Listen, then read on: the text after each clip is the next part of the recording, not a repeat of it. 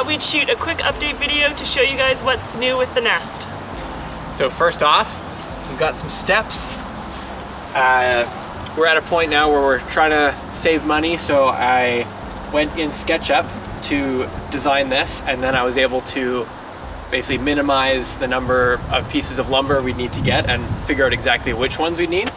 So got that designed, got it figured out for the height, and also decided that because we often come at the house from this angle, to put like an angled step there.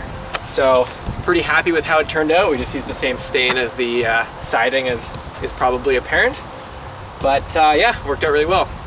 Another thing that's new is we have replaced our awning.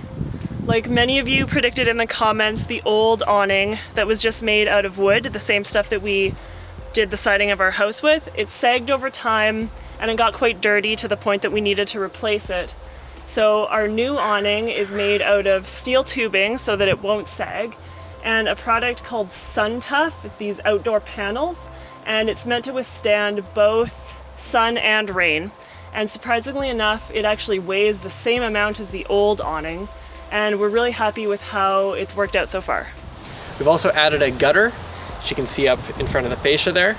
So we have found that a lot of the rainwater runoff ends up basically splashing down and running down the face of the house. It doesn't kick away from the house as much as we would like. We have practically no overhang, and of course we wouldn't have this issue if the roof sloped the other way and all the runoff, went to the back of the house where we were never back there.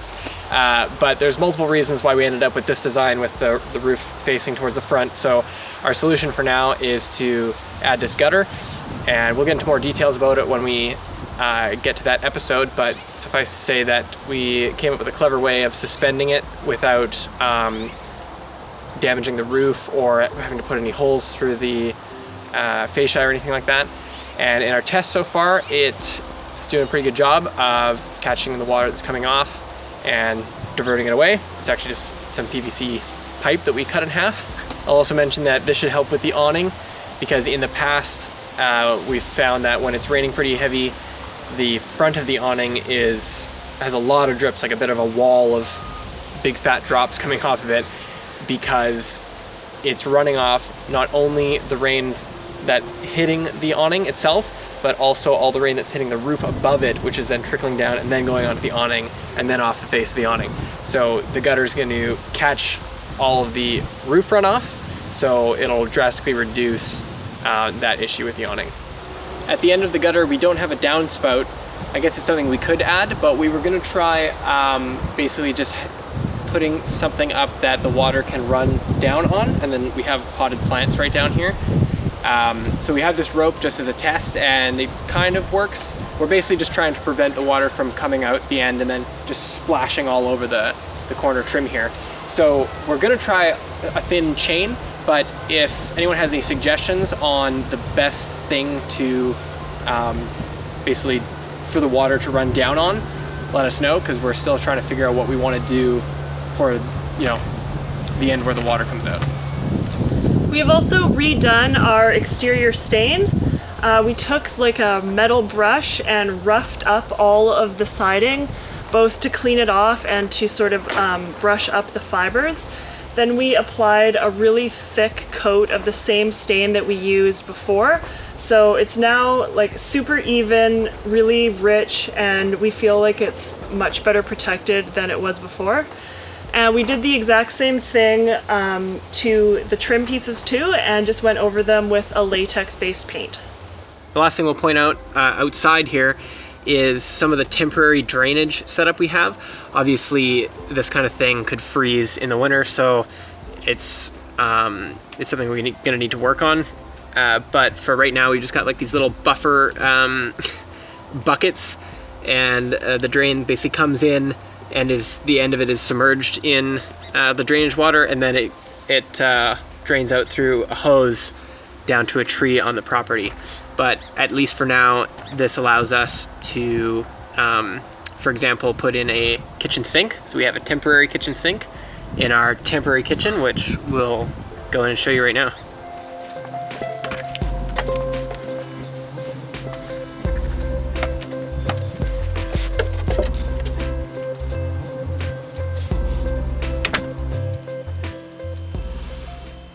makeshift kitchen.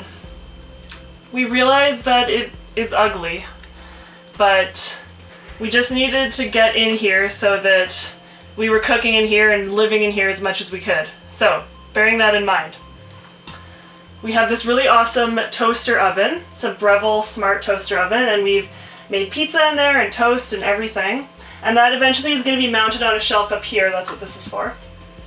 Then we have this fold-out table that's just we had. I think Jake used it for some of his lands. And we've used that as sort of our counter. And we got this huge sink from like a restore for really cheap, and we're just going to repurpose it down at the barn when we're done using it here.